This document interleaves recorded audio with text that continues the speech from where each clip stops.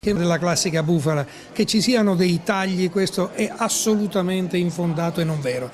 Se noi confrontiamo i numeri, e i numeri sono oggettivi, dei dipendenti del sistema sociosanitario regionale Veneto del 2010 e i dipendenti oggi, sono aumentati. Non solo sono aumentati a fronte anche di alcuni servizi che sono stati esternalizzati. Il direttore generale dell'USL SEI risponde alle proteste sindacali sulla carenza di personale che in mattinata hanno coinvolto tutti gli ospedali padovani. Secondo le sigle sindacali, a 30 giorni dalla partenza del piano ferie estivo manca la programmazione e non ci sono certezze. I dati invece in mano all'USL Euganea parlano di un aumento delle assunzioni rispetto al 2010. Per Scibetta, diversa invece la questione dei posti mancanti. Risorse da investire per nuove assunzioni ci sono, ma non si trovano i medici.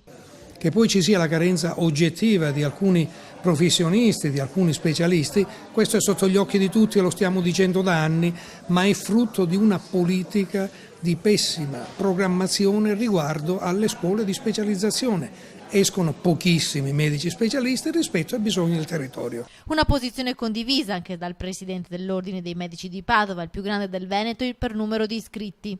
C'è un gap formativo, c'è un imbuto fondamentalmente, in quanto c'è un numero di laureati che è molto superiore a quelle che sono poi le disponibilità di una formazione post laurea. Allora questo è un punto fondamentale che deve essere risolto. Se si inizia subito è possibile che nel giro di pochi anni questo tipo di difficoltà che c'è in questo momento non si possa essere risolto. Si dice che mancano 1300 specialisti nel Veneto e questo è vero, ma se c'è qualche sapiente che ha soluzioni migliori e diverse da quelle che stiamo cercando, si faccia avanti e venga a proporcela.